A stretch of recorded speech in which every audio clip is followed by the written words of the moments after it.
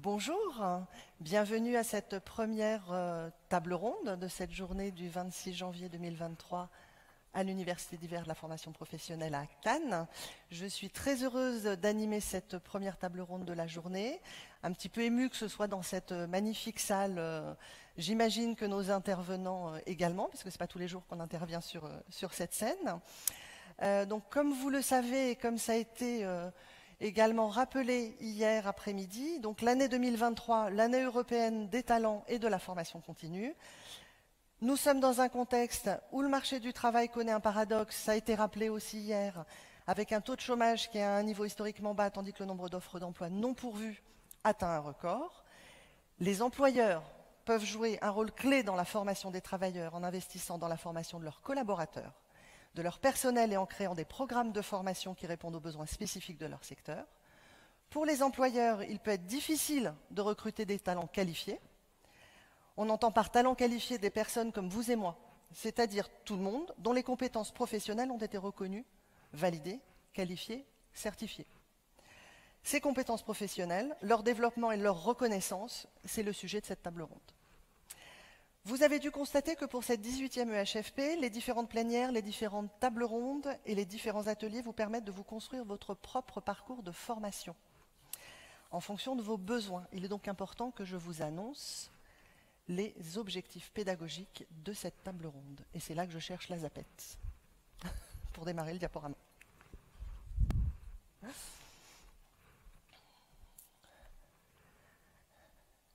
Alors là, c'est déjà pour vous donner le déroulé de cette table ronde. Donc nous allons aborder différents sujets. REVA, pour l'instant je ne dévoile pas plus que ça. La FEST, financement public, réforme de la VAE, il y aura des illustrations, des témoignages.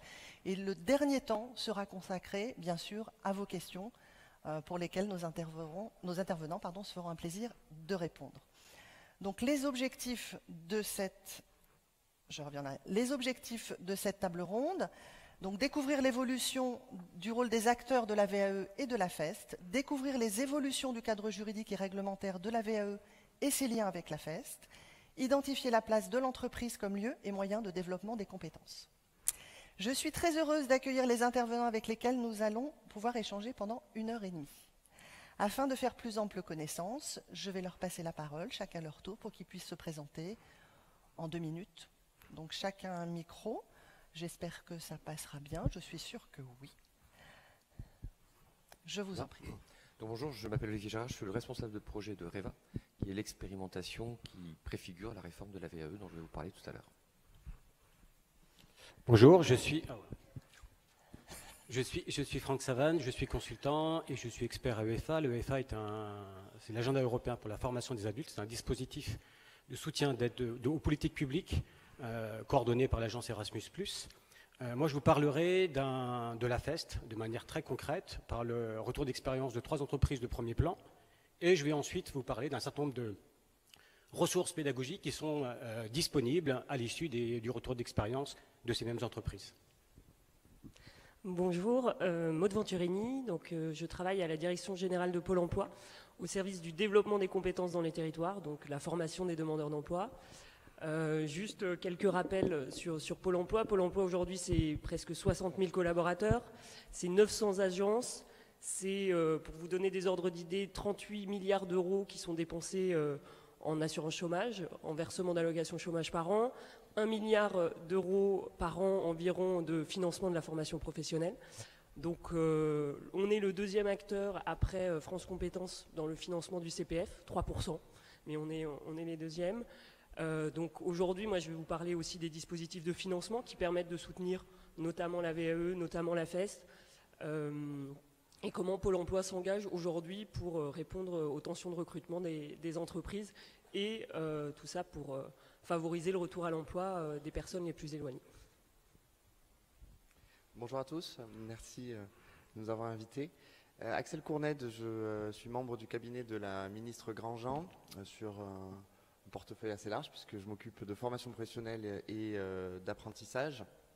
Parmi mes missions au sein de ce cabinet figure évidemment le développement de la VAE, mais même plus, puisque dès le début du quinquennat, un des grands chantiers de ce ministère un peu particulier, à la croisée des chemins entre l'éducation nationale et le travail, une de ses premières missions a été de proposer un texte de réforme de la VAE. On s'en parlera évidemment tout au long des débats, mais qui a, je crois, permis de remettre la validation des acquis d'expérience au centre du débat, de reposer des questions et surtout de poser la question de la place de l'entreprise dans ce dispositif. Bonjour, merci de votre accueil. Je suis Yann Firmin-Rioux, je suis fondateur et associé du cabinet Perspective et Rebond qui forme, informe, conseille et accompagne en matière de VAE. Et j'ai le plaisir aujourd'hui de représenter la Fédération nationale professionnelle des accompagnateurs privés à la VAE, la FNP VAE, dont j'aurai le plaisir de partager avec vous à la fois les convictions et les propositions pour pouvoir donner son plein essor à la VAE, dont, vous venez de le dire, pour la première fois, nous pouvons constater que ce n'est pas, contrairement à ce que disait un de vos prédécesseurs, le sujet de la dernière année du quinquennat, mais c'est bien un sujet qui est pris la première année et c'est vraiment très encourageant. Merci beaucoup, messieurs, dames, pour ce premier tour de présentation. Donc pour nos participants, je vous précise et je vous demande s'il vous plaît de bien vouloir noter vos questions. Nous les prendrons donc en dernier temps de la table ronde. Voilà, et nous ferons passer 2 micros, donc un de chaque côté de la salle pour pouvoir prendre vos questions. Donc je me tourne en premier lieu vers monsieur Olivier Gérard, donc chef de projet au ministère du Travail avec qui nous allons aborder le sujet de la VAE. Donc monsieur Gérard, je vais peut-être dire des choses pour lancer le sujet, pour voilà, mettre en appétit. Donc il est avéré que la VAE n'a pas réussi à s'imposer dans les entreprises et les parcours des actifs. En 2021, plusieurs rapports ont présenté une situation révélant la nécessité d'une refonte de la VAE et en 2022, nous avons fêté ses 20 ans.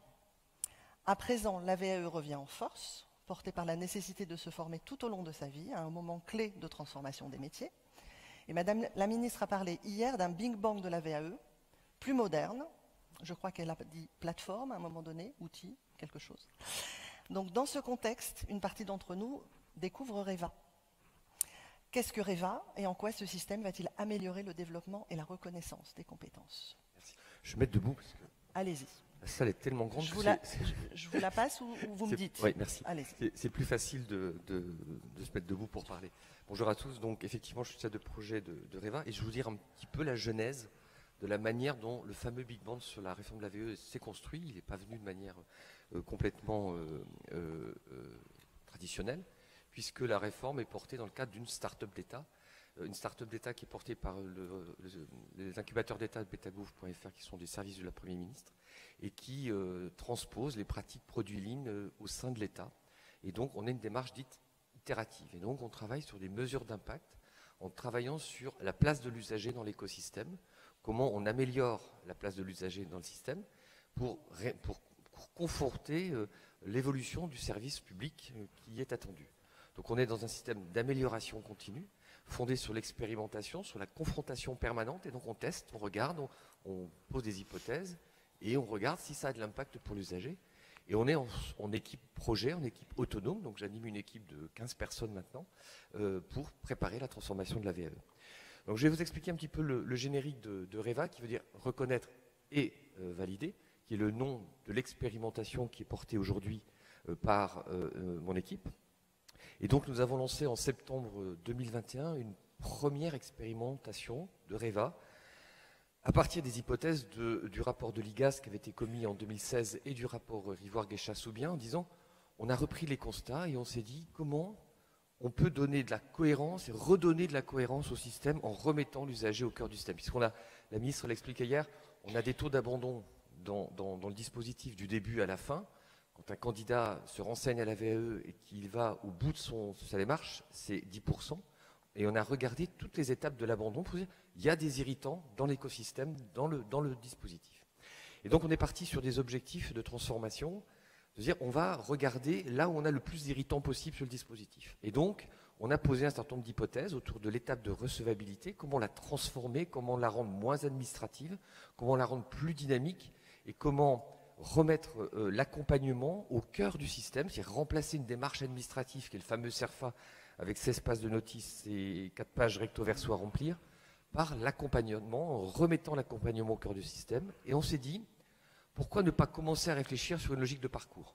Est-ce que la VAE est un dispositif qui vise uniquement à une certification ou un diplôme, ou est-ce qu'on peut inscrire la VAE dans une démarche de parcours en rajoutant, en construisant le parcours avec le candidat? Et donc, on a posé aussi cette hypothèse-là. Comment, en remettant l'accompagnement au cœur du système, au démarrage du système, ça a de l'impact pour l'usager.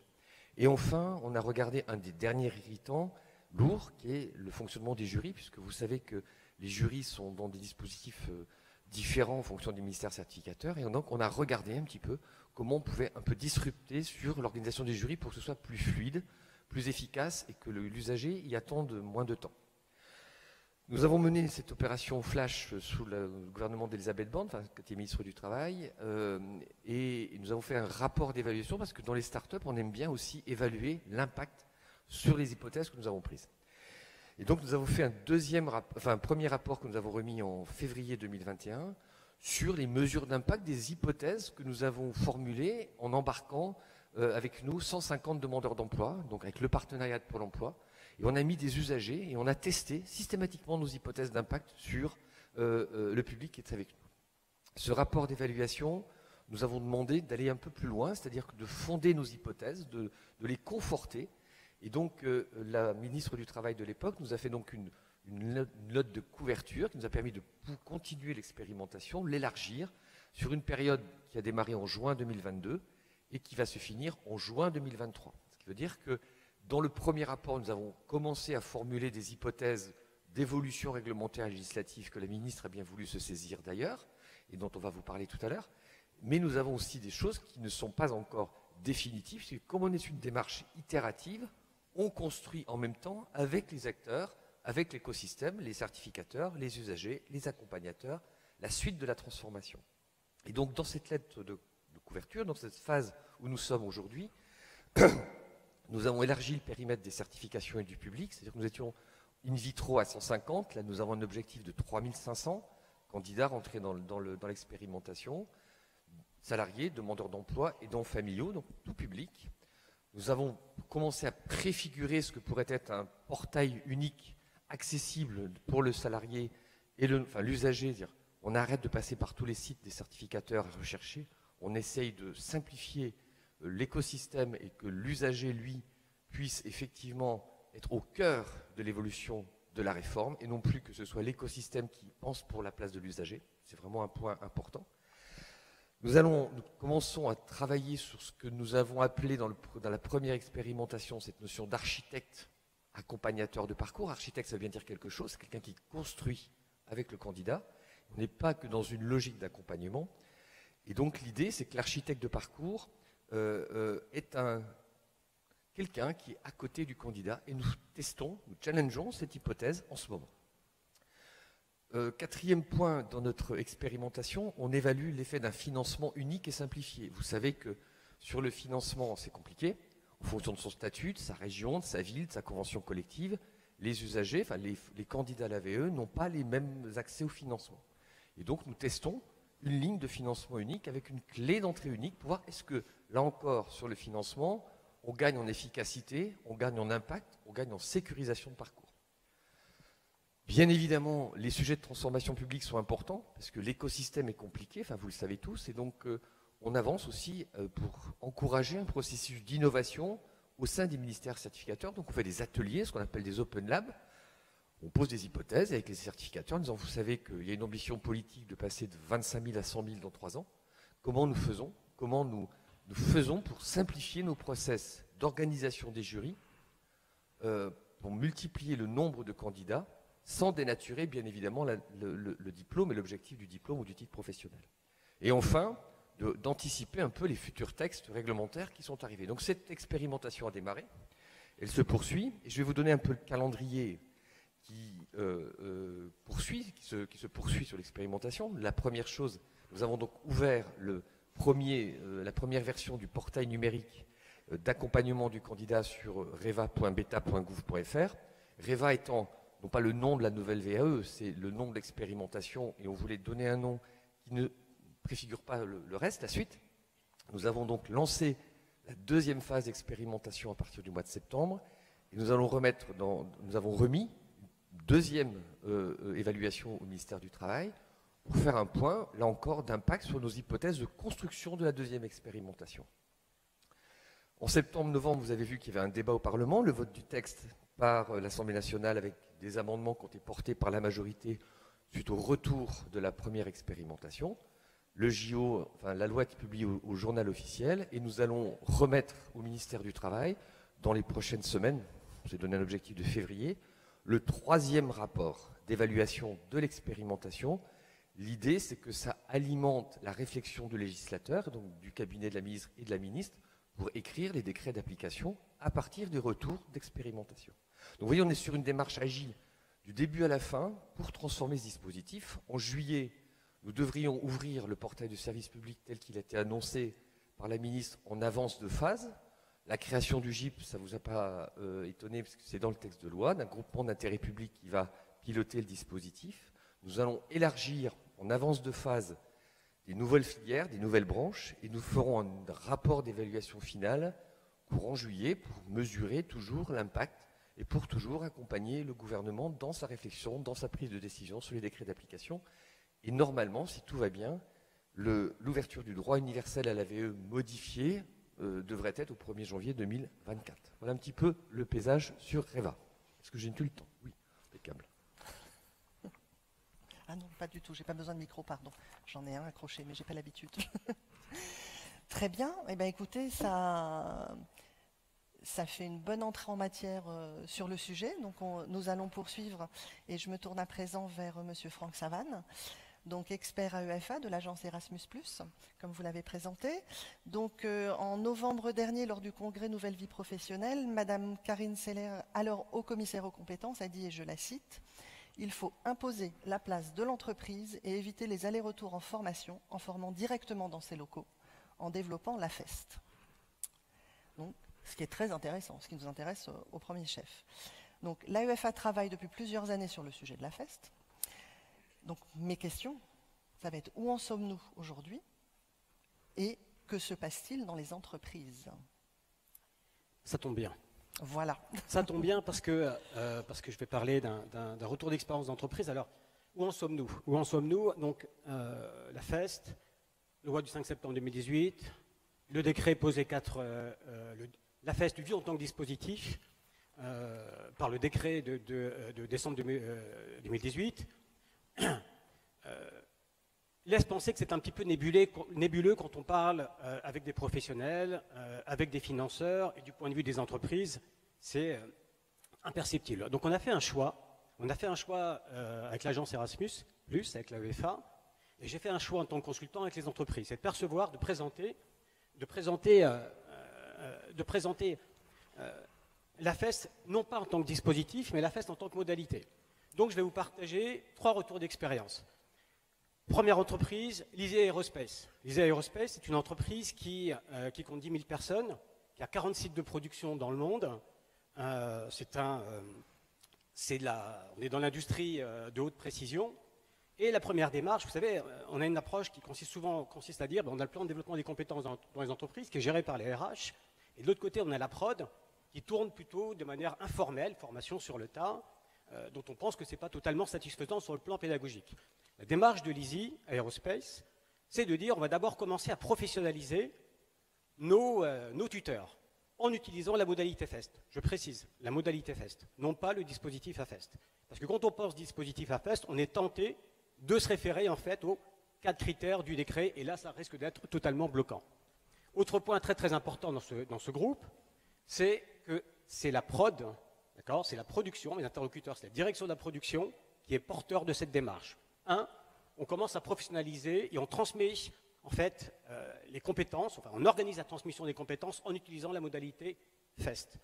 On crée une communauté, parce qu'il faut faire vivre la transmission des compétences, donc on crée une communauté de tuteurs, et cette communauté de tuteurs ensuite va s'organiser pour atteindre la finalité qui consiste à développer la polycompétence. Donc l'objectif au sein du groupe, dans l'usine pilote, c'est de développer la polycompétence. Donc donner la possibilité à des opérateurs de passer d'une ligne de production à une autre. Ça, c'est intéressant quand on s'intéresse à la FEST pour des publics qui sont en poste. Mais si on s'intéresse également à des publics qu'on pourrait recruter dans des métiers en tension et qui ne sont pas forcément toujours très attractifs, comment peut-on en faire la promotion? Eh bien, cette communauté en fait de Tuteur Fest va intervenir dans un bloc de compétences sur un parcours qualifiant. Et dans le cadre de ce parcours qualifiant, ça permet à l'entreprise, si vous voulez, de faire découvrir la réalité du métier autrement que dans le parcours de formation classique. Donc on touche de manière très concrète avec des professionnels qui ont été formés sur la modalité FEST sur le dispositif et la découverte du métier proprement dit. La finalité derrière, c'est l'embauche. Voilà. Deuxième entreprise, Framatome.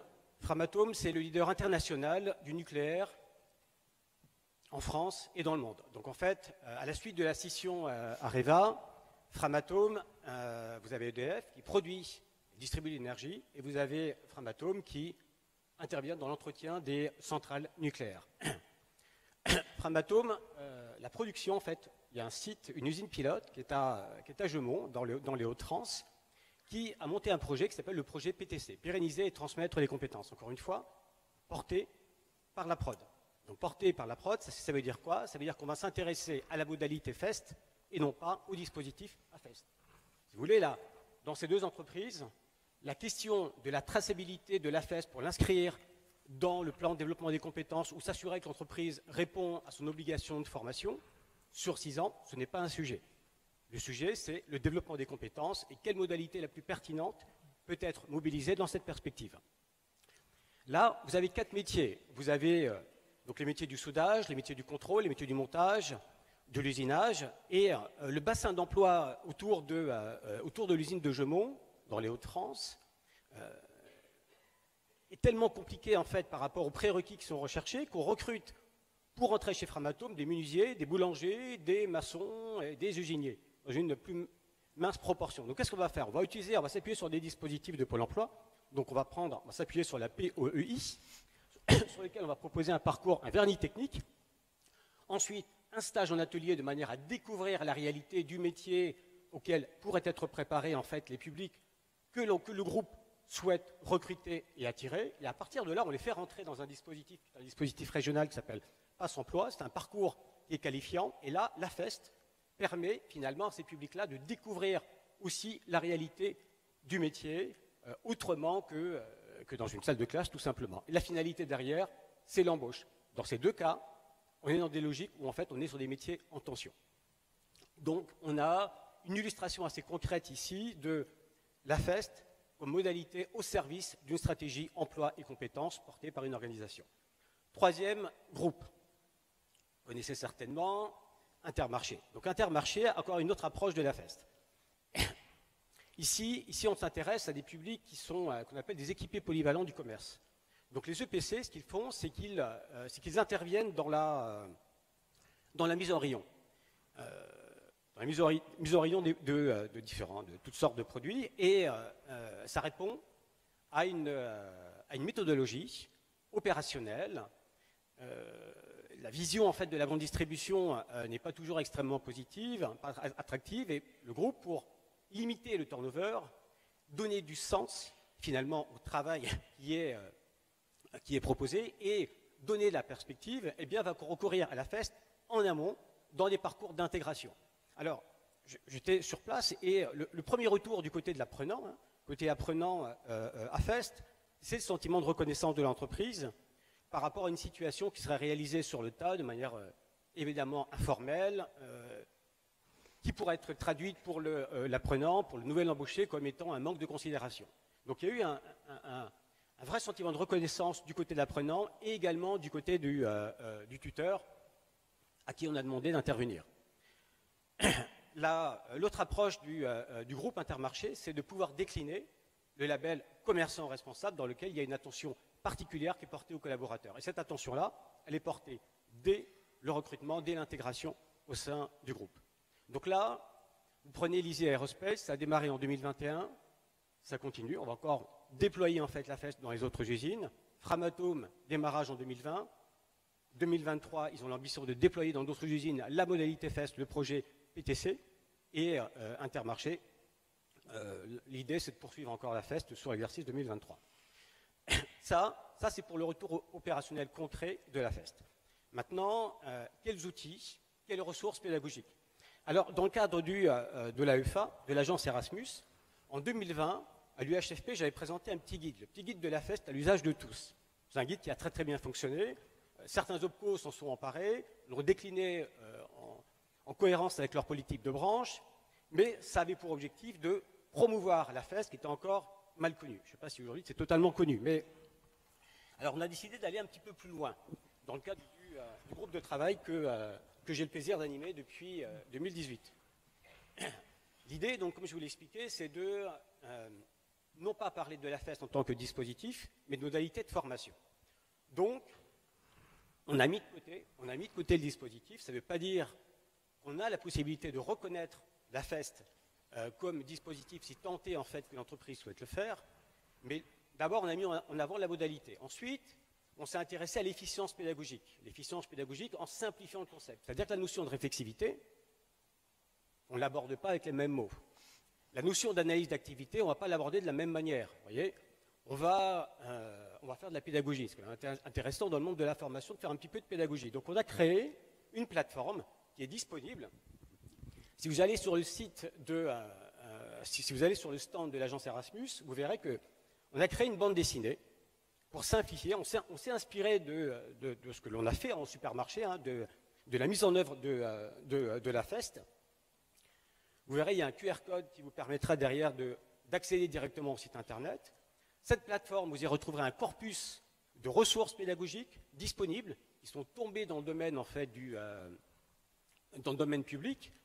Vous y verrez des vidéos, vous y verrez la bande dessinée, vous y verrez en fait un guide pour la conduite de l'entretien réflexif selon la méthode FAST.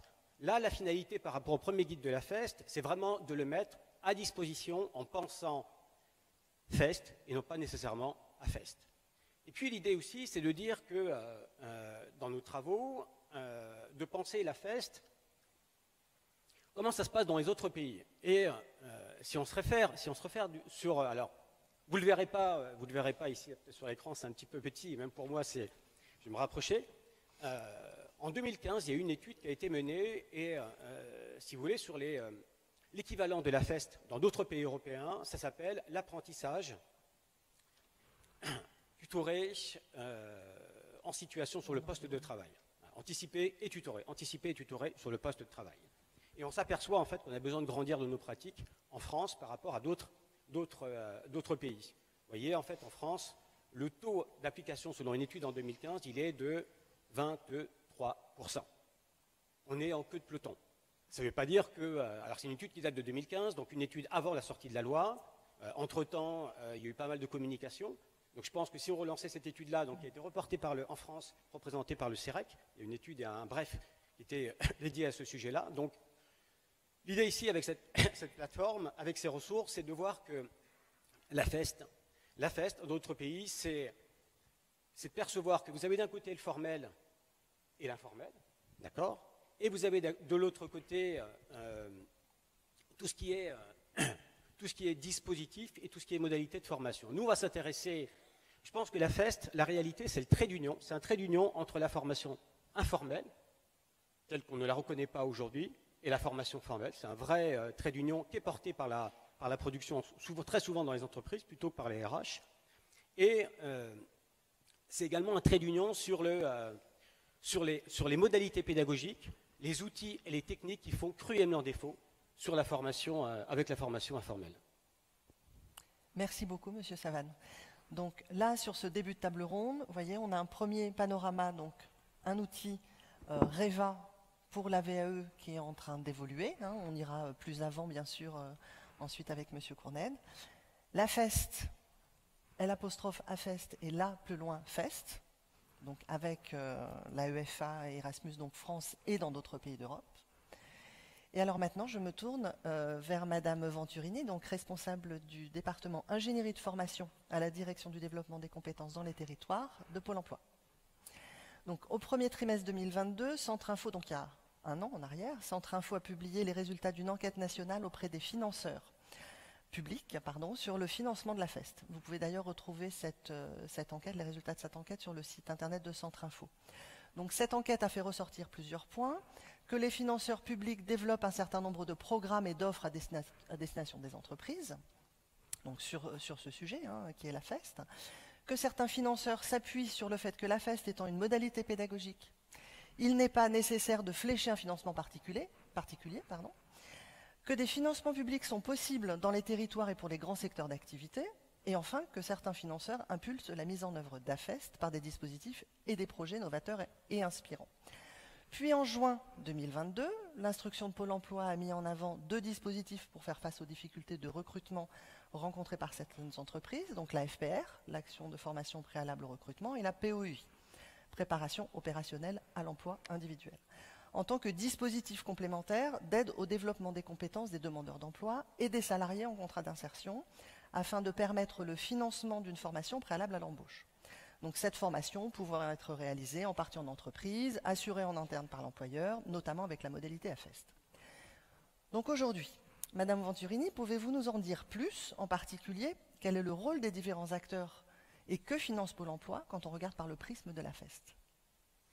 Merci Sarah. Donc effectivement aujourd'hui, Pôle emploi en tant qu'opérateur de l'État, on a, je me le fais aussi, on a plusieurs convictions. On a la conviction de dire que face aux difficultés de recrutement des entreprises qui sont importantes aujourd'hui, le taux de chômage a baissé, donc on voit qu'on a des problématiques qui sont nouvelles de sourcing, des entreprises qui ont des difficultés de recrutement, des personnes qui sont de plus en plus éloignées de l'emploi. Et par rapport à ça, et suite à des études de Centre Info, notamment je citerai une étude de Sandra Anlard sur la FEST comme modalité d'acquisition de compétences est une modalité pour des personnes éloignées de l'emploi pour retourner vers l'emploi et satisfaire les besoins de recrutement de l'entreprise. On a aussi une conviction qu'aujourd'hui, la certification, l'acquisition d'un titre, d'un diplôme, c'est un gage de confiance en soi pour un demandeur d'emploi et donc ça peut garantir et faciliter son retour à l'emploi. C'est aussi un gage de confiance pour l'entreprise. Dans le développement du plan d'investissement dans les compétences qu'on a pu accompagner à Pôle emploi, l'importance de la certification est rentrée dans les mœurs, et aussi rentrée dans les mœurs de Pôle emploi et des conseillers Pôle emploi, pour dire que c'est un gage vraiment de facilitation et d'encouragement comme un moyen de retour à l'emploi. Donc ça, c'est les convictions qu'on a, et aujourd'hui, avec l'aide de l'État, avec les financements de l'État dans le cadre du PIC, mais pas uniquement dans le cadre du PIC, on est en capacité à Pôle emploi d'accompagner des dispositifs tels que la VAE, tels que la FEST, et même des parcours de formation avec les deux en même temps. Donc je vais commencer par la VAE. Olivier en a beaucoup parlé. Donc aujourd'hui, on a un système, tout demandeur d'emploi peut bénéficier d'une aide, ce qu'on appelle aide à la VAE, donc qui souhaite entrer dans un parcours de validation des acquis de l'expérience, il peut bénéficier d'une aide et d'un financement de Pôle emploi pour accompagner ce parcours-là, avec même des aides à la mobilité, des aides à la garde d'enfants. Donc on sécurise un parcours de VAE pour le demandeur d'emploi. On expérimente aussi, on a cette capacité-là d'expérimenter aujourd'hui sur 17 certifications, avec un financement unique qui simplifie aussi la visibilité pour le demandeur d'emploi, pour nos conseillers. Et donc là, on est en train effectivement d'expérimenter. Malheureusement, on n'a pas vraiment des retours à vous donner parce que ça a démarré récemment et on est sur voilà, ça monte en charge. Mais on espère qu'aussi avec la communication faite autour de REVA et du GIP, voilà, ça va permettre aux conseillers de mieux prendre en main la VAE, au public de mieux connaître ce dispositif et à s'en emprunter parce que les financements sont là. Donc aujourd'hui, tout demandeur d'emploi a la capacité d'avoir un parcours intégrant la VAE et pouvant être financé. On essaye aussi de développer des parcours de VAE inversés, donc c'est-à-dire permettre dans le cadre d'un parcours en entreprise, donc de bien lier l'acquisition des compétences, le développement des compétences pour un retour à l'emploi et de permettre, pourquoi pas, une modalité d'AFEST, donc d'acquisition des compétences, dans le cadre de ce parcours VAE. Donc je pense que M. Cournel, vous allez en parler tout à l'heure. Donc aujourd'hui, on a les dispositifs législatifs qui nous permettent, nous, Pôle emploi, avec nos dispositifs, avec nos financements, de sécuriser ces parcours de formation, de retour à l'emploi des demandeurs d'emploi et puis de sécurisation aussi des recrutements pour les entreprises. Alors, je vais vous parler aussi plus précisément de ce dont Sarah vient de parler, c'est-à-dire le lancement pour nous de la modalité AFEST au niveau national depuis septembre-octobre 2022. Donc effectivement, on avait des expérimentations dans les territoires de parcours intégrant l'AFEST, notamment financés à travers le PIC. Il y avait en Centre-Val de Loire, en ARA et en PACA, beaucoup d'initiatives, ce qui nous ont poussé, nous, à nous demander, bon, on a besoin de sécuriser des parcours pour des personnes très éloignées de l'emploi, et on se rend compte aujourd'hui, le constat c'était aussi les TPE-PME, elles s'emparent encore pas assez des dispositifs AFPR-POI. Donc c'est vraiment des dispositifs de formation préalable à l'embauche. Vous avez un candidat, il lui manque quelques compétences pour vraiment correspondre à votre fiche de poste, une entreprise, ben voilà, je le forme et je peux bénéficier d'un financement pour former le candidat pendant, a priori, 400 heures maximum, 3 mois, sur les compétences dont j'ai besoin sur mon poste. Donc on s'est rendu compte aussi que les TPE-PME, parce qu'elles ne bénéficiaient pas de services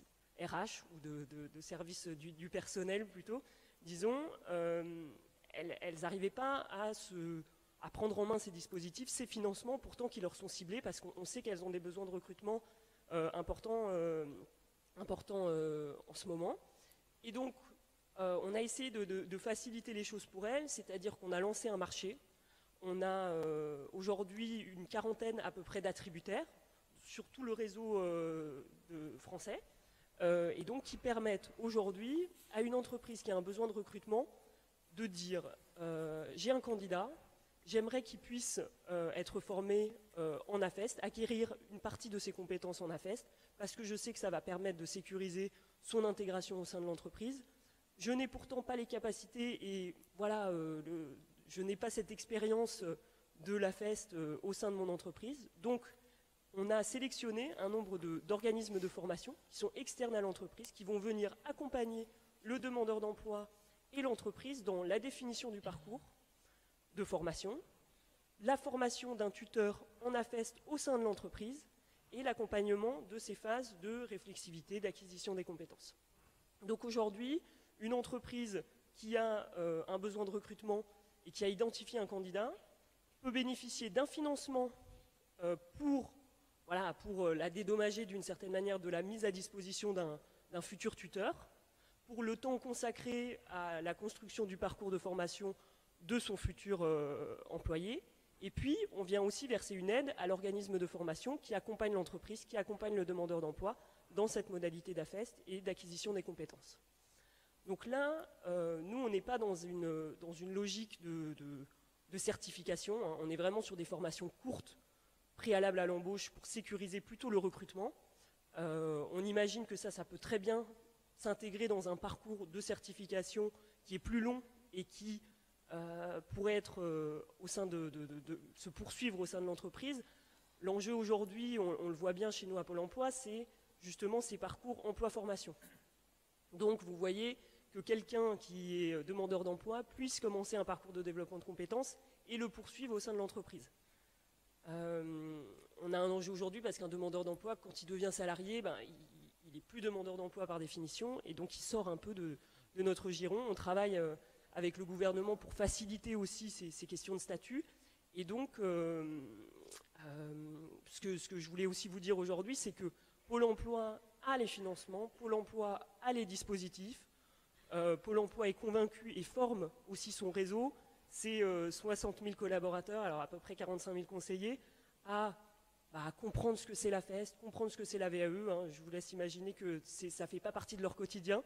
Mais pour vous illustrer, aujourd'hui, en région Provence-Alpes-Côte d'Azur, dans chaque agence, une personne référente va être référente à FEST, donc va être sensibilisée à la FEST et va pouvoir accompagner les entreprises dans les dispositifs et les financements dont elle peut bénéficier pour recruter et pour sécuriser son recrutement.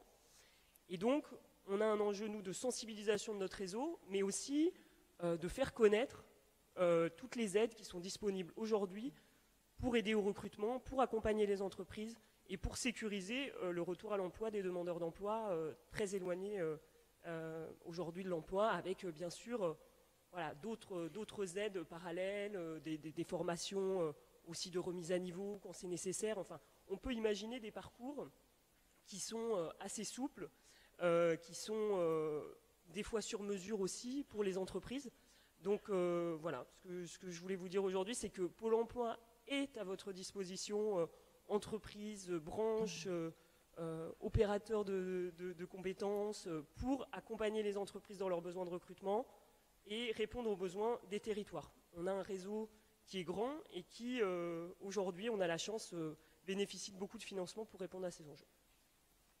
Merci beaucoup. Merci. On voit que vraiment que voilà, l'appareillage est là. Sur les dernières années, il y a eu beaucoup d'évolutions. Du côté des financeurs, alors Pôle emploi a connu des évolutions, et on sait aussi que sur la même période, suite à la réforme de 2018, les OPCA sont devenus des OPCO, donc les financements, organiser le financement de la FEST, ça n'a pas été simple pour des financeurs publics qui étaient en pleine transformation. Évidemment, depuis 2020, voilà, on a tous vécu une situation compliquée, donc qui est venue parfois pas forcément aider, parce que quand même, AFEST, formation en situation de travail, et puis VAE, validation des compétences développées, on va dire des compétences professionnelles en tout cas développées, eh bien, quand on ne peut pas se rendre ou quand on ne peut pas développer en situation de travail parce qu'on ne peut pas aller au travail ou parce que chômage technique, etc. Voilà, les dernières années n'ont pas été forcément très favorables à tout ce développement-là, à toute cette transformation-là, mais en tout cas, le chemin se poursuit. Je me tourne à présent vers Monsieur Courned, donc conseiller formation professionnelle et apprentissage dans le cabinet de Madame la Ministre, déléguée chargée de l'enseignement et de la formation professionnelle. Donc avec vous, Monsieur Courned, nous allons aborder l'évolution du cadre de la VAE, notamment grâce à la promulgation de la loi numéro 2022-1598 du 21 décembre, donc pour Noël, 2022. Pouvez-vous nous en présenter les grandes lignes et expliquer ce que cette loi va transformer? Madame la Ministre a cité hier la VAE inversée, donc Maud, vous l'avez évoqué tout à l'heure. Est-ce que vous pouvez nous expliquer un petit peu plus avant, voilà, pour qu'on comprenne un petit peu mieux? Bien sûr, aucun souci. Alors, peut-être pour commencer, vous dire que la réforme, elle s'est faite sur la base de constats, d'expérimentations, de tests qu'on avait réussi à organiser, à mener. Le premier, évidemment, c'est l'expérimentation REVA. Les trois piliers fondamentaux de l'action de la réforme, sur lesquels je reviendrai, ils s'ancrent vraiment dans les retours d'expérience, dans les évaluations in itinéré qu'on avait réalisées avec les équipes d'Olivier, mais elles s'inspirent également, bien sûr, des travaux qui avaient été rédigés avec David Rivoire dans le cadre d'un rapport qui avait été remis au ministre, qui faisait un nouvel état des lieux, quelque part, des problématiques et des freins en matière d'accès à la VAE. Et puis ensuite, sur un peu un benchmark de ce qui se faisait au sein des acteurs, Pôle emploi, vous en avez parlé, Maud, tout à l'heure, mais également dans des entreprises. Des entreprises s'étaient déjà saisies de modalités de VAE un peu innovantes. On passe à Corian, qui s'est lancé dans des parcours de VAE inversés selon des modalités qui leur étaient propres. Et on s'est inspiré de tout ça pour fonder un petit peu les éléments de la réforme. Et cette réforme, elle s'est articulée autour de trois axes principaux. Le premier de ces axes, et c'était certainement le plus urgent, c'était la simplification du dispositif. Ce qui nous remontait, ce que l'on voyait, c'était un dispositif extrêmement complexe, très administratif dans sa procédure, lourd, et qui, de fait, était long.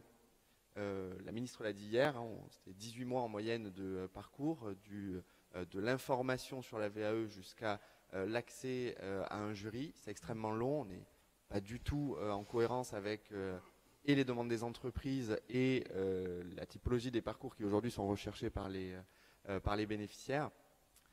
Il fallait qu'on change tout ça. Donc le premier axe de notre action, ça a été de voir où on pouvait améliorer les choses, où on pouvait simplifier les choses pour accélérer ces délais de procédure.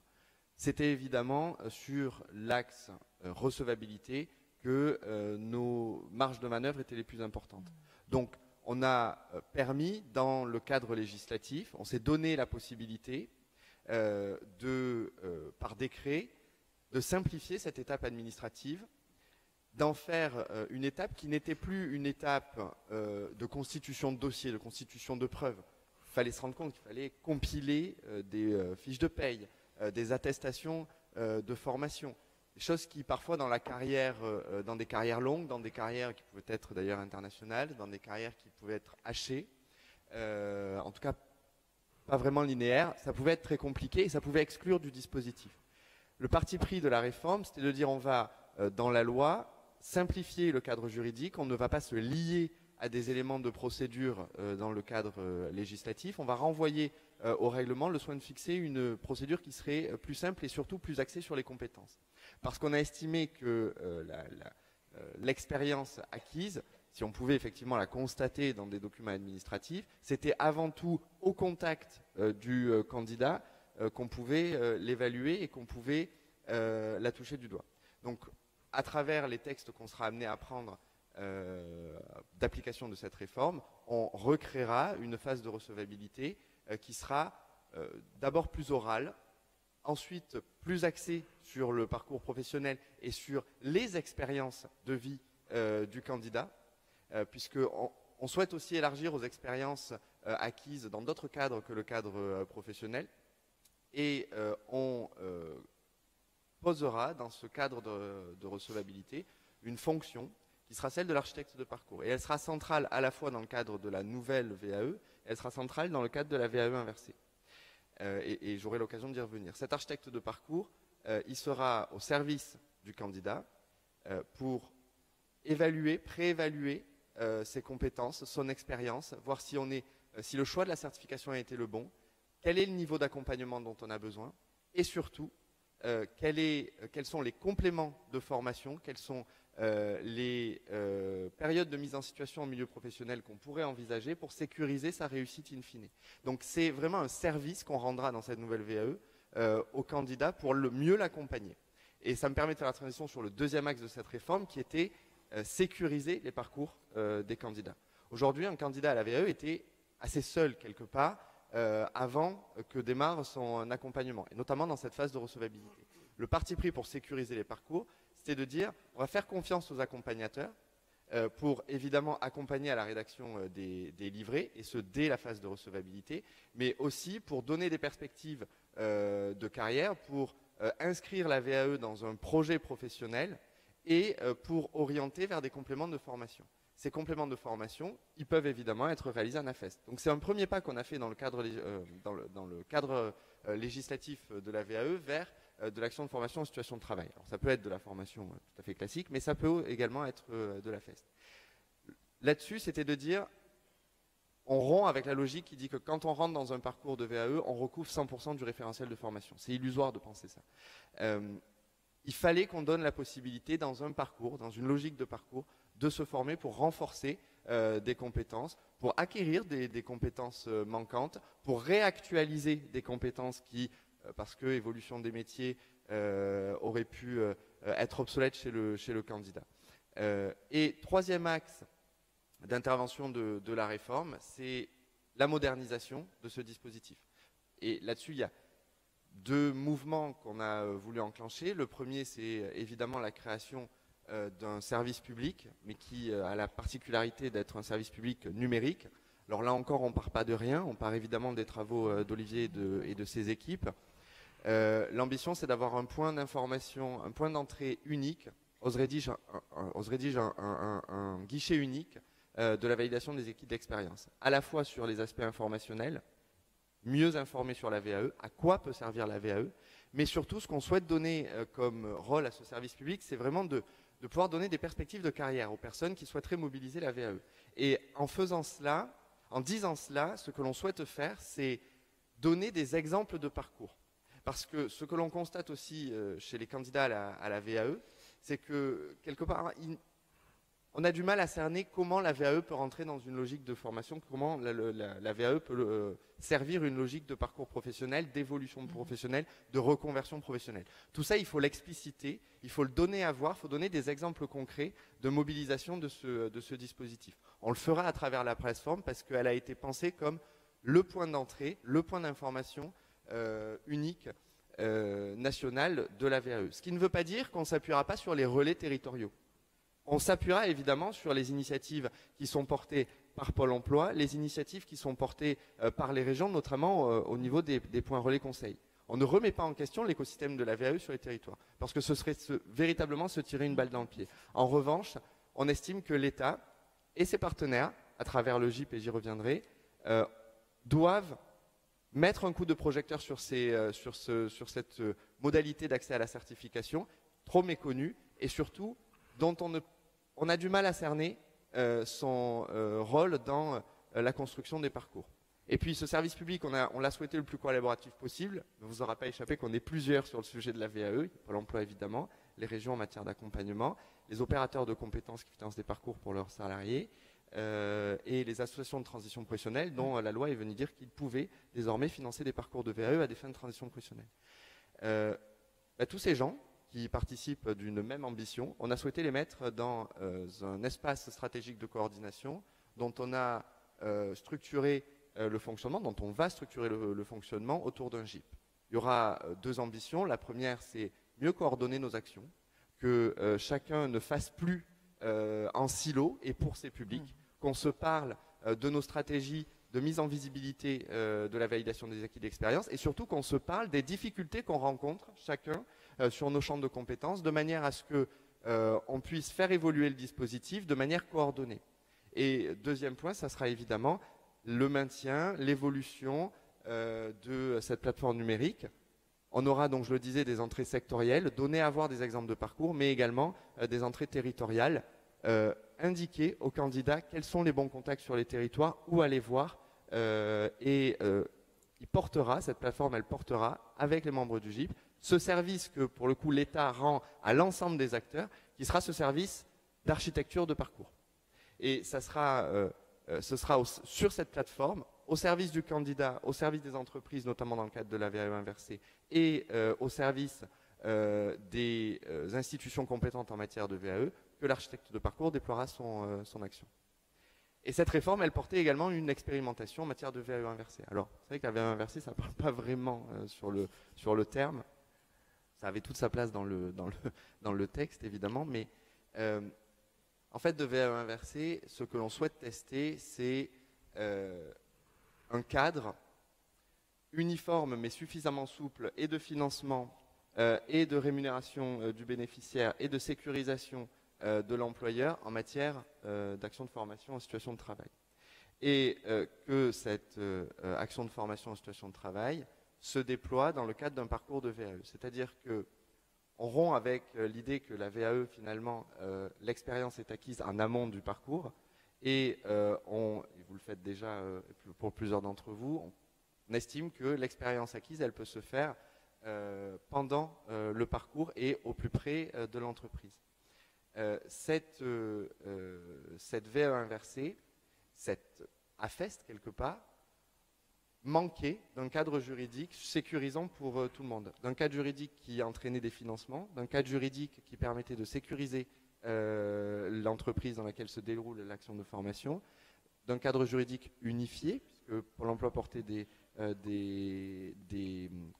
initiatives, mais comme je le disais, plusieurs acteurs le faisaient. Notre but, c'est de rassembler tous les acteurs qui portaient ces parcours autour d'une modalité juridique qui s'appuie sur le contrat de professionnalisation, de manière à simplifier l'accès au financement des parcours, de manière à sécuriser l'action de formation pour le bénéficiaire, puisqu'on aura désormais accès à la rémunération réglementaire en matière de contrat de professionnalisation, et puis de tester la pertinence d'un contrat de professionnalisation dont dans l'expérimentation, on a autorisé la levée de plusieurs contraintes qui pesaient sur la quotité de formation théorique, etc. De lever ces contraintes inhérentes au régime juridique du contrat de professionnalisation pour tester sa pertinence dans des parcours qui seraient extrêmement modulaires.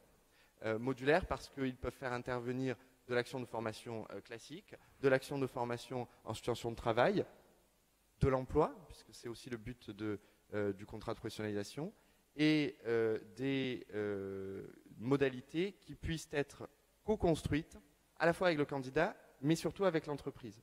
Le but, c'est qu'à travers cette expérimentation, les entreprises nous expliquent quels sont les parcours les plus pertinents sur les métiers sur lesquels ils veulent recruter. C'est d'ailleurs pour ça qu'on l'a axé sur les métiers en tension. l'ambition va être de faire remonter le besoin des entreprises, qu'on construise les parcours de formation, notamment en situation de travail avec eux, et que, et j'en parlais avec monsieur juste avant, on puisse travailler aussi avec les accompagnateurs à établir une méthodologie de la FES dans le cadre de cette expérimentation, d'accompagnement évidemment du candidat, c'est le principal intéressé, mais surtout des tuteurs, vous en parlez monsieur, dans les entreprises. C'est extrêmement important que cette expérimentation soit aussi le révélateur d'une méthode d'accompagnement de l'entreprise à travers la modalité AFEST. C'est le rôle de l'État effectivement que de se lancer là-dedans, d'accompagner l'ensemble des acteurs et quelque part de mettre l'entreprise au cœur de cette ambition. Le tout dans un régime juridique uniforme, unifié et sécurisé que sera le contrat de professionnalisation 2.0, si on peut l'appeler comme ça, en tout cas un contrat de professionnalisation libéré de pas mal de ces contraintes et qui permettra de faire coller le parcours aux véritables besoins des entreprises. Voilà un peu la philosophie de cette VAE inversée qui est en fait une vraie modalité d'AFEST et qui demain préfigurera à la fois le cadre juridique, on l'espère, de cette action de formation en situation de travail et ensuite des modalités d'accompagnement des entreprises et des candidats par les accompagnateurs à la VAE. Et la VAE, quelque part, c'est l'accessoire de ce parcours, puisque sa finalité, c'est évidemment la certification, hein, on ne le perd pas de vue, et cette certification, elle sera acquise sur le fondement du parcours qui aura été construit dans l'entreprise, par la reconnaissance de l'expérience. Et quelque part, l'appeler VAE inversé, c'est plutôt une modalité d'encadrement et une vraie méthodologie qu'on souhaite développer sur la FEST. Merci beaucoup. Donc on entend bien un vrai changement, hein, d'où le Big Bang effectivement de la VAE. Et du coup, dans ce que vous venez d'expliquer, hein, le lien, on le comprend tout de suite vers les professionnels de la VAE, pour le coup, hein, les accompagnateurs.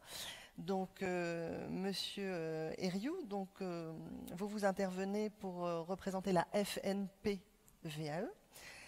Donc déjà, est-ce que vous pouvez nous dire ce qu'est la FNP VAE? Je ne sais pas si tout le monde connaît, quelles sont ses valeurs. Et puis, j'ai envie de vous demander les impacts déjà peut-être un peu identifiés pour les professionnels accompagnateurs VAE. Très bien. Merci beaucoup. Oui, donc je suis très heureux de parler avec vous ce matin de la FNP VAE, donc de la Fédération nationale professionnelle des accompagnateurs privés à la VAE, dont la présidente Sylvie Clafols nous a fait le plaisir de sa présence aujourd'hui. Donc cette fédération, contrairement à ce que pensent un certain nombre de personnes qui nous disent « tiens, c'est nouveau », existe depuis 2008 et elle réunit un grand nombre des acteurs, des praticiens de l'accompagnement à la VAE. Elle s'est dès l'origine assigné un certain nombre de missions que je vais essayer de partager avec vous. La première, c'était la promotion de la VAE. Et de ce point de vue, il reste du travail à faire quelque part. Axel, vous l'exposiez à l'instant, et les différentes interventions le montrent. Mais c'est une mission inlassable et auprès de tous les publics. Donc les bénéficiaires, bien évidemment, mais également les entreprises, j'y reviendrai, les branches professionnelles, les organisations syndicales, enfin tous les acteurs qui, à un moment ou un autre, peuvent être intéressés à la validation des acquis de l'expérience. Donc ça, c'était une première mission. Une deuxième mission qui était une mission de proposition d'un cadre méthodologique pour aider l'ensemble des acteurs qui travaillent dans le champ de la VAE de pratiquer de façon un peu commune et d'homogénéiser un peu les pratiques d'accompagnement en matière de validation des acquis de l'expérience, puisque nous pensons que l'accompagnement à la VAE est un métier en tant que tel. Un troisième point, c'était bien évidemment de peser dans le débat et de pouvoir partager avec l'ensemble des acteurs, certificateurs, financeurs, formateurs qui interviennent sur le champ de la VAE, sans oublier ce rôle clé des accompagnateurs, et ça n'a pas forcément toujours été le cas. Et puis enfin, une des ambitions également de cette fédération, c'était de garantir un espace de neutralité, puisqu'en tant qu'accompagnateur, nous ne sommes pas affiliés à un certificateur, et j'y reviendrai tout à l'heure, dans le cadre de la définition du diplôme ou du titre professionnel à choisir pour un candidat, cette neutralité était source, en tout cas ça fait partie de nos convictions, d'apport positif pour le candidat. Voilà pour présenter la FNP VAE. Quelques mots sur nos convictions. Alors la première conviction très forte, c'est qu'en matière de VAE, l'information est clé et qu'il reste encore beaucoup de travail à faire. Alors, je vais l'illustrer d'une petite anecdote. Récemment, allant présenter la VAE dans une entreprise, j'étais dans le couloir qui permettait d'accéder à la salle, et puis j'entends l'échange entre deux salariés qui allaient assister à la réunion, l'un disant à l'autre, dis donc, tu le sais, la direction des ressources humaines a décidé de nous mettre à disposition des vélos à assistance électrique. Donc je me suis dit, bon, 20 ans après, feu Vincent Merle, notre regretté Vincent Merle, se dirait, il reste encore du travail à faire en matière d'information. Et cette anecdote, pour anecdote qu'elle soit, à mon avis, témoigne encore du chemin à parcourir sur ce sujet de l'information à la VAE. Et j'y reviendrai par rapport à nos propositions. Mais nous pensons que, et c'est la deuxième conviction, l'entreprise est un lieu essentiel pour aller porter l'information en matière de VAE, puisque cette information, ne peut pas se résoudre de notre point de vue à une plateforme digitale aussi complète soit-elle. Nous pensons qu'à un moment donné, et mon anecdote de ce point de vue l'illustre bien, il faut aller porter l'information, il faut aller rencontrer les salariés, il faut aller d'une certaine façon échanger avec eux très directement pour leur parler VAE. Donc ça, c'est une conviction importante. Troisième point, et c'est en lien avec ce que je viens de vous dire, la valorisation des dispositifs collectifs. Nous pensons qu'en matière de VAE, les dispositifs collectifs sont parfois un peu oubliés. Or, on s'est aperçu que dans l'entreprise, c'était finalement un dispositif extrêmement intéressant, au sens où il servait l'employabilité des salariés, qui souvent sont en écart entre l'expérience dont ils disposent et leur diplôme. Ça, c'est un premier point. Que deuxième point, elle permettait aussi d'aider les directions des ressources humaines à réfléchir ce que j'appelle leur prospective métier. C'est-à-dire que la VAE, c'est souvent la première étape d'une photographie claire et objectivée de la compétence collective dont je dispose. Et ça, c'est parfois un peu oublié, mais il nous semble que c'est très important. Et puis enfin, et on l'a découvert au fur et à mesure de nos interventions, la VAE, c'est aussi un formidable outil de dialogue social. Parce que voilà un sujet extrêmement positif dont peuvent s'emparer les partenaires sociaux, direction des entreprises et représentation du personnel, pour cheminer ensemble et pour travailler à l'évolution des compétences dans l'organisation. Donc ça, c'est aussi un point pour nous qui est extrêmement important et qui, comment dirais-je, fonde un petit peu les interventions, les réflexions de la fédération. Alors à partir de cela, et je ne mobiliserai pas plus de temps, je sais qu'il nous est compté, mais j'aurai quand même quelques propositions à partager. La première qui nous paraît importante, c'est de dire finalement, est-ce qu'on ne pourrait pas imaginer sinon une incitation, j'oserais même une obligation à l'information dans les entreprises. Et pour ça, de le corréler avec le moment des entretiens professionnels, en disant finalement, juste avant les campagnes d'entretien professionnel, une information systématique à la VAE, sous forme de petites réunions très opérationnelles ou de webinaires, 3 axes, qu'est-ce que c'est, comment ça marche, à quoi ça sert, permettrait de pousser et de compléter le dispositif qu'Olivier Gérard évoquait tout à l'heure et qui déjà permet de diffuser l'information de façon beaucoup plus large que ce n'était le cas précédemment. Donc ça, c'est une première proposition. Deuxième proposition, créer une obligation d'anticipation par la VAE dans le cadre des restructurations et réorganisations d'entreprises.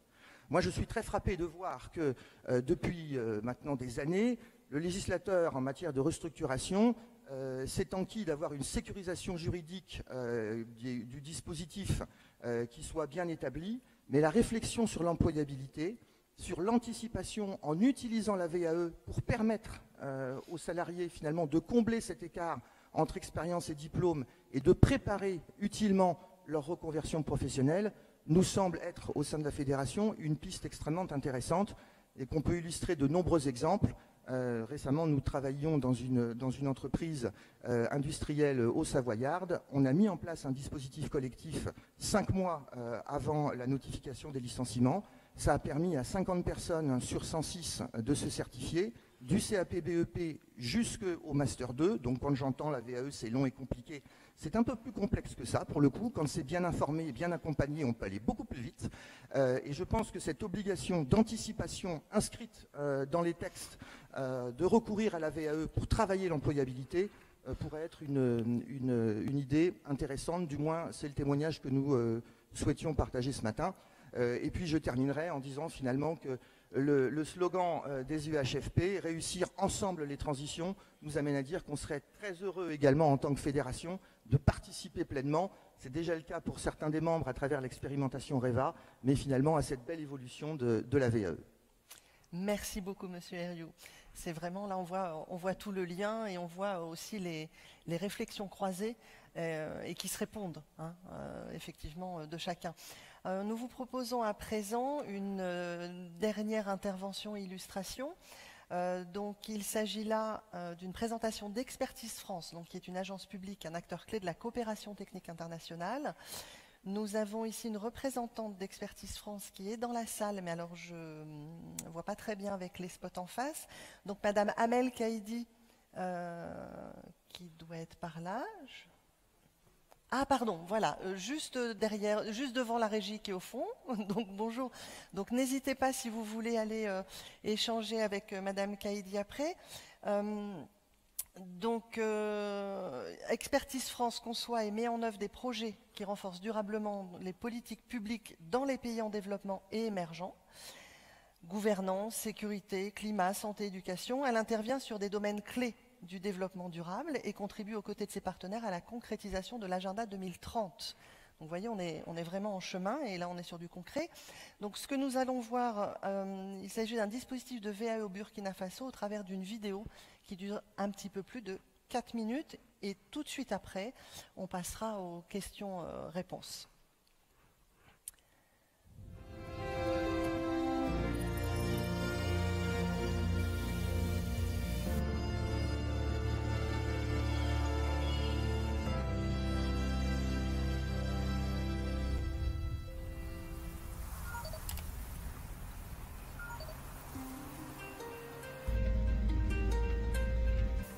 Bonjour Monsieur Bado, comment vous allez? Nous sommes en route. Merci bien Monsieur Bado, à tout à l'heure.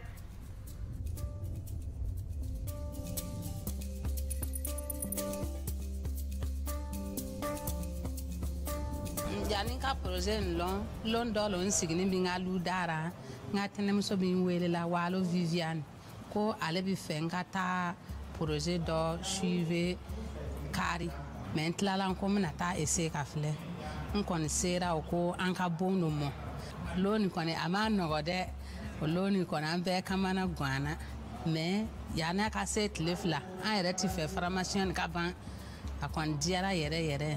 Bien, de façon résumée, je dirais que le programme Expertise France, c'est quand même un ensemble de projets qui se sont matérialisés par ce qu'on a appelé des appels à projets. Et cela concernait surtout la formation professionnelle des jeunes et des femmes. Et les différents porteurs, c'est les organisations de la société civile, c'est les centres de formation professionnelle et les collectivités. De là-bas même, c'est de là-bas même j'ai pu réaliser la qualité de la terre que nous au niveau du génie civil, on négligeait à soi disant que la terre n'est pas résistante. Alors qu'avec la voûte nubienne, cela m'avait vraiment permis de comprendre que notre terre a de la qualité que ce que nous croyons plus. Comme on le dit, la voûte nubienne, c'est des bâtiments, mais c'est aussi un métier qu'on offre aux maçons en tant que des apprenants pour qu'ils puissent devenir autonomes et gérer les marchés.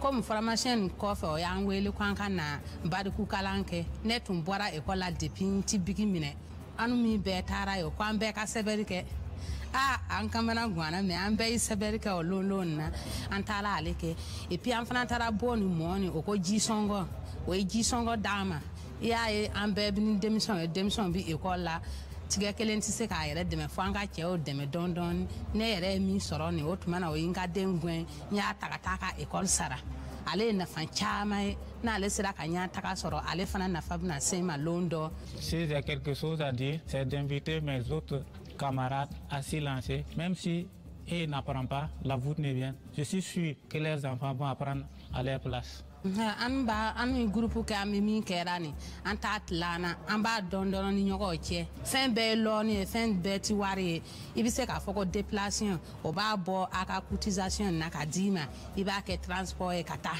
an kɔni b'a kɛra ten de. Notre cible c'est surtout les villages, voilà, donc on apporte de l'aide aux paysans pour la plupart qui aident en tout cas les familles aussi à gérer les dépenses d'une manière générale de la famille.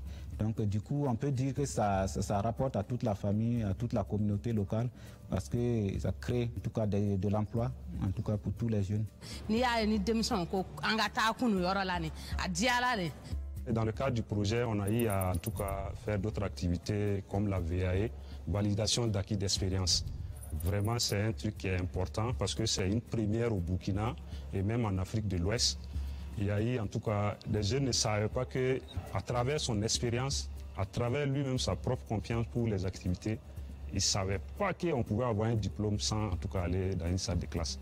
Mais il y a eu, en tout cas, 77 qui ont été admis, qui ont eu leur validation d'acquis d'expérience à travers le projet Expertise France. Ni ben yere anu na keke o e ka to ka bon lo sisa an ba ale lo fe muso ka to bon lora.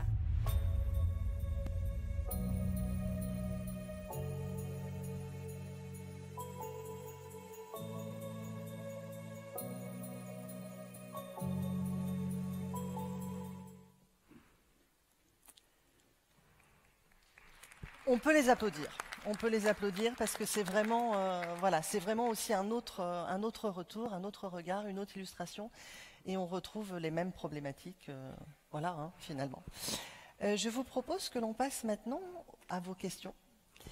Donc je vous demanderai, on va faire passer de micro, je vous demanderai de bien vouloir vous présenter, dire qui vous êtes, d'où vous parlez, hein, de quel endroit vous avez cette question, et de préciser, si possible, à qui vous adressez la question.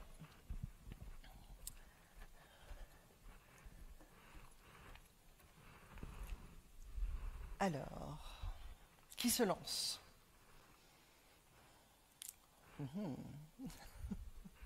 Vous n'êtes pas obligé de monter sur la scène. Oui, c'est allumé. Bonjour, je me lance. Allez-y. C'est pas vraiment une question, hein, c'est plus des remarques par rapport aux différentes interventions. Très bien. Donc Sandrine Alaimo, responsable développement et partenariat, réseau Léo Lagrange Formation. Donc on intervient sur le territoire national. Juste pour dire que, je crois que c'est vous qui l'avez évoqué tout à l'heure, l'appareillage est là. C'est vrai qu'il y a des super outils aujourd'hui pour développer les compétences autant des demandeurs d'emploi que des salariés. Mais par contre, les mises en œuvre sont toujours pas faciles, selon les statuts. Vous l'avez évoqué, Madame de Pôle emploi, parce que parfois l'entreprise, la personne est déjà salariée, elle n'est plus demandeur d'emploi, ou le demandeur d'emploi devient salarié. On n'a pas eu assez le temps de mettre en place les choses. Donc c'est vrai que la mise en œuvre sur le terrain, au regard des contraintes et des enjeux de chacun, n'est pas toujours facile. Je suis partie prenante aussi pour plus échanger sur la FES, parce que on aimerait bien, mais pareil, je trouve en tout cas ça reste compliqué, d'autant chez les petites entreprises. Je pense que chez les artisans, il y a vraiment cette volonté de transmettre le savoir, mais on voit bien que c'est compliqué, ils n'ont pas les moyens RH, etc., des grosses entreprises, et on s'est un peu cogné contre les portes pour essayer de mettre en place des choses. Et sur la VAE, alors super que ça puisse en tout cas se développer. Vous avez parlé tout à l'heure de la VAE collective, et moi je voulais aussi rebondir là-dessus, parce que je pense que c'est une énergie collective importante, on en parle très peu, enfin nous on en met en place en interne face à des problèmes de recrutement, de compétences, et donc ça permet d'accéder à en tout cas un diplôme aujourd'hui obligatoire, et entre autres dans le secteur de la petite enfance.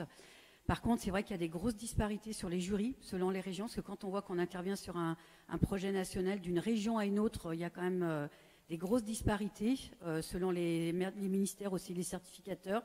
Donc je pense que là, par contre aussi, il y a vraiment quelque chose à homogénéiser, parce que selon le diplôme ou le titre obtenu et la région où on habite, voilà, c'est pas, en tout cas, c'est pas aussi simple. Donc voilà, c'est pas tant, en tout cas, des questions, mais plutôt des réflexions, et dire que je pense que nous, en tant qu'organisme de formation, on est partie prenante complètement de mettre tout ça en œuvre, que c'est aussi important qu'il y ait des consultations. Tout à l'heure, vous disiez que vous pourriez peut-être partager sur votre plateforme des expériences, des expertises pour que ça parle.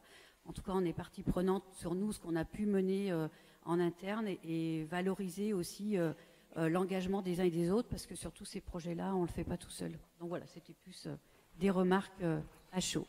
Des remarques très, très pertinentes, très intéressantes. Merci beaucoup de votre intervention, madame. Ah, ça y est, du coup, vous avez lancé, c'est bon, il y a d'autres mains qui se lèvent. Alors, j'ai un micro s'il y a des personnes qui souhaitent poser des questions par là. mais pour l'instant, on est de l'autre côté. Donc, merci de vous présenter et du coup de dire à qui vous adressez la question. D'accord. Donc, Christine Bérangol, donc je suis directrice adjointe du CNAM Pays de la Loire, donc en charge du développement et des territoires. Et je voulais poser une question à Monsieur Axel Courned. Madame la ministre et vous-même avez parlé du contrat de professionnalisation qui allait évoluer, être repositionné. Vous parliez de libérer de contraintes. J'ai compris aussi être le cadre juridique un peu des transitions professionnelles. Est-ce que vous pouvez nous en dire un peu plus? On sort un peu du sujet de la VAE, mais oui, bien sûr. L'objectif, pour nous, c'est alors, autant d'ailleurs dans le cadre de la VAE inversée que dans le cadre des transitions professionnelles. L'objectif, c'est d'avoir des dispositifs de référence qui sont connus, maîtrisés, et de voir comment on peut les faire évoluer pour que les acteurs s'en saisissent un peu mieux. Pour le cadre du contrat de professionnalisation, je pense qu'il y a quand même un appel du pied de pas mal d'acteurs, mais aussi beaucoup d'adultes bénéficiaires pour l'alternance. Parce que un des effets collatéraux de la loi de 2018 vis-à-vis de l'apprentissage, c'est qu'il y a eu un regain d'intérêt pour la modalité d'apprentissage par la voie de l'alternance, y compris chez les adultes. Aujourd'hui, le contrat d'apprentissage, c'est 30 ans. Au-delà, on a un contrat de professionnalisation qui est insuffisamment mobilisé et qui pourtant, c'est les chiffres de la DARES qui nous le prouvent, sur les adultes 35-45 ans, notamment demandeurs d'emploi, et parmi eux des demandeurs d'emploi de longue durée, le contrat de professionnalisation produit les mêmes effets sur le retour à l'emploi que le contrat d'apprentissage. On est aux alentours de 60-65% d'insertion dans l'emploi à l'issue du contrat de professionnalisation.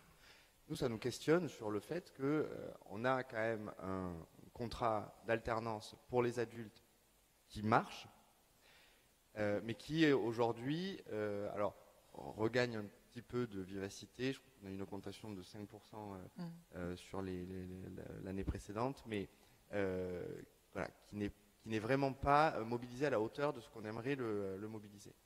Et qui a l'avantage, si on le retouche un petit peu, et c'est ce qu'on teste à travers la VAE inversée, de pouvoir s'adresser à tous les publics et à pas mal de situations professionnelles. La formation au sens strict, mais également la promotion professionnelle et la reconversion professionnelle. L'ambition derrière tout ça, et pour nous, en tant que ministère, c'est d'offrir une modalité de formation alternée pour tous les adultes, quel que soit leur statut. C'est qu'à tout moment d'un parcours professionnel, qu'on soit en recherche d'emploi, demandeur d'emploi, qu'on soit salarié dans un cadre d'évolution professionnelle, de promotion professionnelle ou dans un cadre de reconversion professionnelle, on ait accès à une modalité de formation alternée. Et pour le cas de la VAE inversée, qui puisse d'ailleurs se dérouler en situation de travail. Voilà notre objectif. Donc on pose la question, on ne préempte pas du tout les discussions qui vont devoir s'ouvrir sur l'ensemble de ces sujets, mais notre ambition, elle est très claire, c'est d'ouvrir une voie de formation alternée pour tous les adultes, quel que soit leur statut et quelle que soit la finalité de cette formation. Et pour ce faire, je pense qu'il n'y a pas besoin de réinventer ni la roue ni l'eau chaude. On a un outil qui fonctionne, chiffres de la DARES nous le disent, il faut qu'on le modernise, qu'on fasse évoluer son cadre juridique pour le libérer des contraintes qui pèsent encore trop fortement sur lui, parce qu'il est connu des acteurs institutionnels, parce qu'il est connu des entreprises et parce qu'il est connu des Français. Donc, on ne va pas réinventer un énième dispositif sur lequel il va falloir faire de la pédagogie, sur lequel il va falloir inventer un cadre juridique. Ça ne sert à rien selon nous. On a un outil, il faut qu'on en fasse un outil plus moderne, dont la gestion est un petit peu revue. Je rappelle que pour le contrat de professionnalisation, on fonctionne à une rémunération horaire. C'est archaïque encore. On a des process qui sont à revoir là-dessus, mais outre ces effets de modernisation, outre la libération qu'on va pouvoir faire sur le régime juridique, c'est-à-dire une ouverture indistinctement de la nature des publics auxquels il s'adresse. Hormis ça, on pense que le contrat de professionnalisation, c'est un dispositif adapté à pas mal de finalités. Et c'est exactement notre objectif, c'est exactement les conditions du débat qu'on va poser. D'accord. Merci. Si je peux me permettre, juste la PROA à côté comme dispositif, une autre petite précision.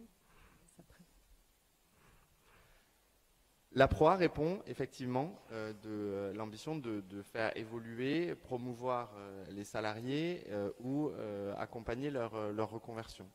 Mais il ne vous aura pas échappé que la PROA est tombée dans un écueil qui nous paraît un peu compliqué, c'est qu'on l'a trop fortement conditionné, beaucoup trop fortement conditionné. En revanche, ça milite quand même pour nous, dans le sens que l'on souhaite faire prendre à ce contrat de professionnalisation, c'est que ça a pris du temps aux branches et elles ont fait un travail vraiment très sérieux, je tiens à le saluer, parce qu'on a des accords qui aujourd'hui sont étendus, on en a beaucoup, et on voit que la PROA progressivement, le nombre de PROA réalisés augmente.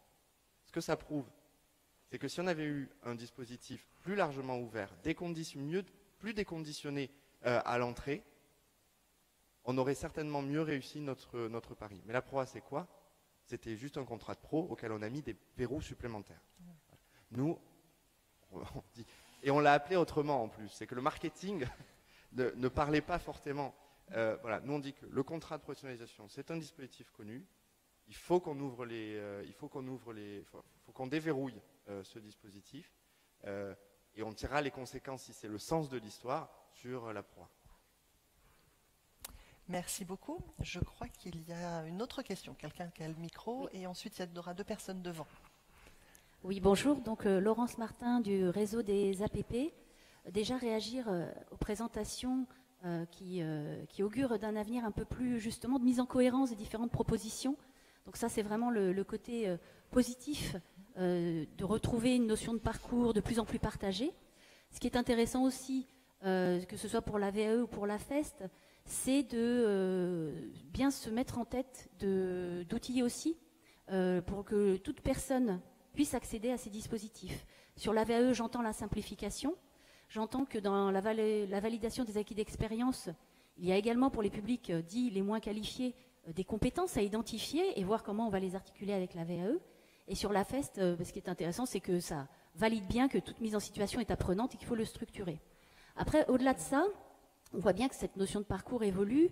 J'ai tout d'abord une question vis-à-vis des acteurs que vous êtes et qui portent justement cette possibilité de proposer des parcours. Les problèmes qu'on rencontre très concrètement sur les territoires, c'est comment justement les différentes structures sont prêtes à faire évoluer leur modèle financier. Parce qu'on a encore beaucoup de blocages qui viennent du fait qu'on raisonne en taux horaire, qu'on raisonne avec des approches qui sont beaucoup liées à leur formation. Comment on intègre l'accompagnement, comment on intègre cette logique de parcours et surtout la personnalisation. Si on doit passer par les fourches codines d'un fonctionnement au taux horaire de formation, que l'on ressent encore malgré cette dynamique de parcours. Ça, c'était un peu la première question. Comment on articule aussi le portage des différents projets sur les territoires.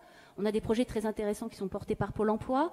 On a des projets de région qui parfois se télescopent, parfois ont les mêmes publics, avec des approches différentes. Comment on fait maintenant pour articuler justement les interventions des différents acteurs. Donc ça, c'est vraiment la question qui viendra en appui avec tout ce que vous avez présenté. Et la deuxième question, c'est pour les publics les moins autonomes, eh bien, toutes ces propositions-là sont certes très intéressantes, mais comment on fait, nous, pour nos publics, une personne en situation d'illettrisme, une personne qui est toujours rentrée parce qu'elle n'avait pas, demandeur d'emploi longue durée, personne en situation d'illettrisme, comment on peut lui permettre d'accéder à ce genre de dispositif et comment on intègre cette étape d'accompagnement? Merci beaucoup. Donc 2 questions. Alors, allez-y. Très rapidement sur vos 2 premières questions. Sur la troisième, sur vos 2 premières questions, nous dans le cadre de la réforme VAE, on a essayé d'adresser ce problème justement, parce que la VAE c'est un dispositif qui fait intervenir pas mal d'acteurs à plusieurs étapes du parcours. Il y a évidemment les premières étapes qui sont les institutions qui informent sur la VAE, qui donnent les perspectives de parcours. Il y a les accompagnants. les accompagnateurs, et ensuite il y a le certificateur in fine. Ça fait intervenir en fonction du statut du candidat des voies de financement différentes, et ça fait d'ailleurs parfois intervenir une voie de financement principale qui vient être complétée par un deuxième financeur. C'était très compliqué, ça faisait partie des éléments, et Olivier le dira, de diagnostic qu'on faisait sur les freins à la VAE. Pour répondre à ça, il y avait deux solutions. Soit vraiment, on allait vers un financement, une voie de financement unique. C'est ce qu'on teste dans REVA. On a besoin de tester cette solution. Mais on a opté aussi pour une autre option qui était de dire, en fait, il faut qu'on rende un service. Et ça, c'est le rôle de l'État. Il faut qu'on rende un service au candidat. C'est-à-dire qu'on ne peut plus laisser le candidat seul pour aller chercher son financement, pour aller sélectionner son accompagnateur, pour aller chercher du complément de formation s'il le faut, pour aller chercher du complément de financement de son accompagnement, pour aller mobiliser, pour aller se placer sur une session d'évaluation de jury. Et c'était la réalité de la VAE. Donc ce qu'on a fait, c'est qu'on a créé une offre de service, quelqu'un qui est au service du candidat. C'est cet architecte de parcours qui va le suivre du début jusqu'à la fin et qui va faire pour lui. Qui va faire en sorte que ces contraintes administratives ne pèsent plus sur le bénéficiaire, mais pèsent sur lui en tant qu'architecte de parcours. Voilà, donc c'est un parti pris qu'on a fait dans le cadre de cette réforme qu'on va préciser à travers les textes réglementaires en créant cette fonction. Et c'est vraiment, pour adresser ce problème, on fait peser la charge sur quelqu'un qui est dédié à ça, du point A du parcours jusqu'à sa fin. Peut-être juste en complément de la réflexion de Laurence, la démarche d'itération et d'innovation que l'on essaie de conduire sur la VAE, elle s'est faite avec des premiers niveaux de qualification. Et c'est le choix aussi que nous avons porté avec le cabinet de la ministre Elisabeth Borne, c'est de partir sur les métiers les moins qualifiés, parce qu'on s'est dit que si on arrivait à faire la transformation d'un dispositif autour des publics les moins qualifiés, ça aurait du sens pour eux et on en mesurait tout de suite l'impact. Donc toute notre démarche itérative que nous conduisons, elle se fait avec les usagers, les utilisateurs. C'est-à-dire que nous passons une partie de nos équipes, notre temps, à rencontrer des candidats, à rencontrer des bénéficiaires, et on leur demande comment ça se passe. On fait un travail d'enquête et de compréhension du mécanisme. C'est-à-dire que la réflexion que nous conduisons, elle ne se fait pas avec des bacs plus 5, elle se fait avec des bacs moins 5. Et c'est pour nous fondamental. On accompagne cette démarche à partir d'expérimentation des gens. Et donc, toutes les étapes, on les analyse, on les décortique avec les usagers. De la recevabilité, de l'accompagnement, du financement, de la construction de leur parcours, de leur accès aux usages du numérique, de leur maîtrise du langage et de la compréhension du langage sur notre plateforme. Tout ça est fait en mode itératif avec des usagers. Et c'est fondamental de bien comprendre ça. Ouais. Merci beaucoup. On va prendre un petit complément sur cette question. Ok, après on aura une dernière question compte tenu de l'heure. Pour ne pas oublier non plus le conseil en évolution professionnelle, qui en toute première information, avant le choix des outils, existe aussi, est encore souvent trop méconnu, mais qui peut permettre la réflexion et l'articulation entre les différents outils qui après feront l'objet des informations que Axel et Olivier rappelaient à l'instant. Absolument, merci pour la précision. Juste un petit complément, ce que vous dites côté Pôle emploi, on en a très bien conscience aussi des difficultés, vous le disiez aussi madame au début, des multitudes d'acteurs, des fois des dispositifs, on a parlé de la FPRPOI, il y a 2 dispositifs, c'est à peu près la même chose, et c'est des choses qu'on porte dans France Travail. Donc on espère aussi que via France Travail, c'est aussi une porte d'entrée pour une personne et qu'on ne va pas lui proposer des choses différentes si elle est en situation de handicap. Il y a eu un rapprochement Cap Emploi et Pôle emploi, mais sur des difficultés qu'elle peut rencontrer, et puis son conseiller Pôle emploi qui va lui proposer autre chose parce qu'il n'y a pas un suivi de dossier. Donc c'est aussi ça. On sait qu'il y a des difficultés aujourd'hui. La FEST, c'est compliqué, nous on le voit, les entreprises disent mais ça dure longtemps avant que la personne arrive chez moi. On a besoin de l'engagement aussi de tous pour tirer des enseignements des expérimentations qui sont montées. On en a eu beaucoup dans le cadre du PIC notamment ces dernières années. Et puis avancer vers des simplifications, et on sait qu'on en a besoin aujourd'hui. mais il faut qu'on ait un terrain aussi fertile. Et puis, en attendant, on a besoin de l'engagement de tous pour quand même se dire, bah oui, c'est difficile, mais il faut y aller. Il faut convaincre, parce qu'on est dans une situation qui est difficile de tension de recrutement, et ça demande quand même des efforts. Tout ne peut pas être toujours très simple, mais en tout cas, les services de l'État et les opérateurs sont là pour accompagner avec les moyens nécessaires. Mais c'est vraiment tous les acteurs voilà, font feu de tout bois pour avancer dans le bon sens. Alors, compte tenu de l'heure, on va prendre une dernière question. Donc, je ne sais pas comment ça... Voilà, sachant que, bien sûr, nos intervenants sont comme vous et moi, hein, présents. Donc, vous pouvez aussi échanger avec eux dès la fin de la table ronde, que ce soit au niveau des stands, au moment de la pause, au moment du déjeuner. Voilà. Bonjour à tous. Éléonore Lafay, ministère du Travail. Donc, je ne vous connais pas encore tous, mais j'y travaille. Alors, donc, mes sujets sont contrat de pro, PROA et VAE inversé. J'ai une question très rapide pour Olivier.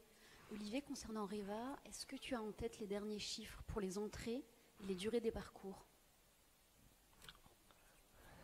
Est-ce que vous pouvez répéter la question plus fort? Oui, Olivier, concernant REVA, est-ce que tu peux nous présenter les chiffres concernant les entrées et les durées des parcours? Alors aujourd'hui, nous avons 1400 candidats qui sont dans la phase d'expérimentation sur les métiers du care, de la dépendance et des services à la personne. Nous avons 800 candidats qui ont complètement démarré le parcours. Donc la différence, c'est les gens qui sont rentrés dans la plateforme et qui vont démarrer leur accompagnement. Le délai moyen de prise en charge par l'architecte accompagnateur du parcours, hier soir, était à 52 heures.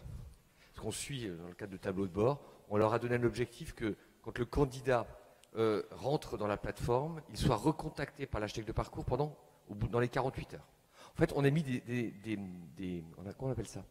On a mis des espèces d'indicateurs pour suivre les candidats de bout en bout, non pas pour les fliquer, hein, mais pour juste s'assurer qu'on essaye de raccourcir le plus possible les parcours. Donc on est à 52 heures, on n'est pas encore à l'objectif, et l'idée c'est que notamment sur les niveaux 3, puisqu'on a dans l'expérimentation du niveau 3 au niveau 6, on puisse faire un parcours raisonnable entre 6 et 8 mois. Sur les actes formatifs complémentaires qu'on a intégrés dans les parcours, on a bien évidemment, les architectes de parcours ont proposé du CLEA, des usages du numérique, des mini-blocs de compétences très courts, parce qu'on n'est pas dans un dispositif qui va se substituer à d'autres dispositifs, on est vraiment sur le petit complément qui mérite, ou qui va rassurer, ou qui va sécuriser le parcours. On est sur des modules très courts, donc de formation obligatoire titre FGSU, SST, CLEA, usage du numérique, et un peu de mini-blocs de compétences, voire on a un certain nombre de candidats qui sont en AFEST, c'est-à-dire qui sont en situation de travail pour compléter leur vécu expérientiel. Et donc les parcours aujourd'hui sont en moyenne de moins d'une année prévisionnelle. Voilà. Merci beaucoup. Merci aux intervenants. On peut les applaudir pour leur présentation et réponses. Merci à vous pour votre écoute, vos questions. Je sais que c'est très frustrant. Il y a 1 heure de fin, donc voilà, faut continuer d'échanger encore jusqu'à demain midi aux différents moments collectifs. Merci beaucoup.